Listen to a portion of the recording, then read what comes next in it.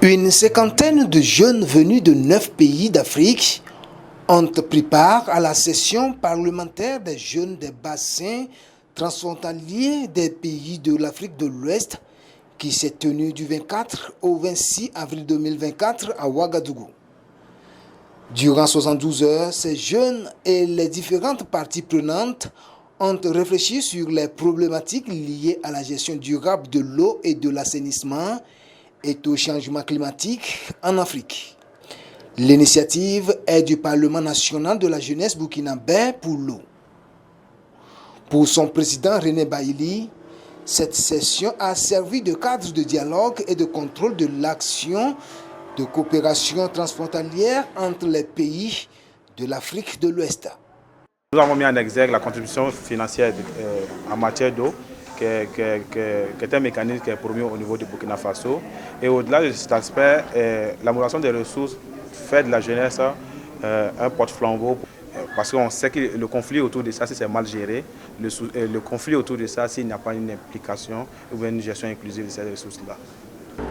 La session a abordé le thème de la gestion des bassins transfrontaliers des pays de l'Afrique de l'Ouest dans un contexte d'insécurité et de crise climatique pour favoriser une prospérité partagée.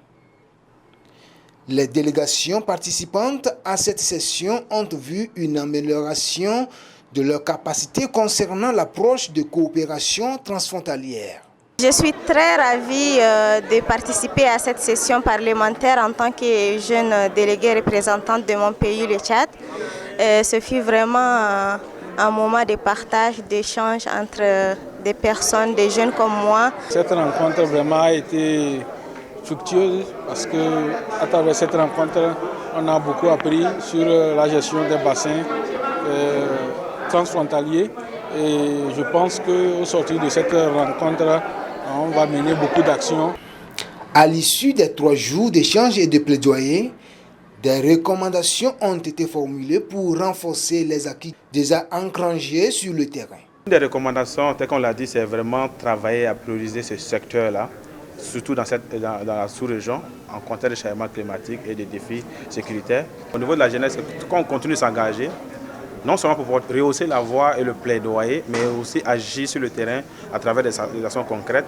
À l'endroit des partenaires techniques et financiers, c'est les inviter vraiment à soutenir davantage ou à renforcer les ressources qu'il faut afin d'avoir des projets tangibles sur le terrain et surtout durables. À l'endroit des gouvernements, c'est d'avoir des politiques et des stratégies vraiment qui répondent aux réalités des populations qui sont dans le besoin. Boureima Konda, le secrétaire général du ministère de l'Environnement, de l'eau et de l'assainissement, a représenté le ministre Roger Barrot lors de cette session pour soutenir l'initiative portée par ces jeunes.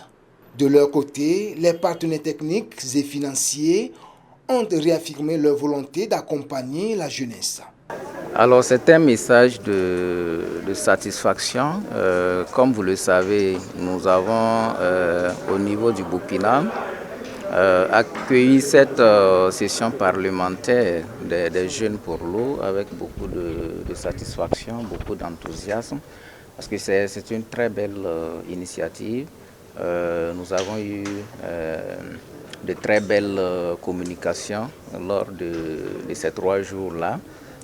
Qui a permis naturellement, nous espérons, aux jeunes d'acquérir pas mal de connaissances qui leur permettront donc de jouer pleinement leur rôle pour contribuer dans leur pays. Nous sommes plutôt satisfaits des résultats de ces 3 jours de délibération avec les parlementaires de différents pays.